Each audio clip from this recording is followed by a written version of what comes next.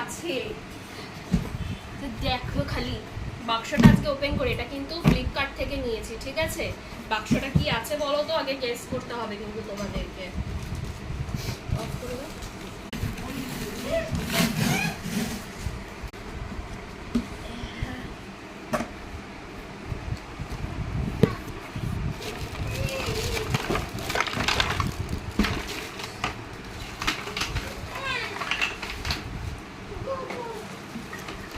এইটুকুনির জন্য এত বড় বাক্স দিয়েছে।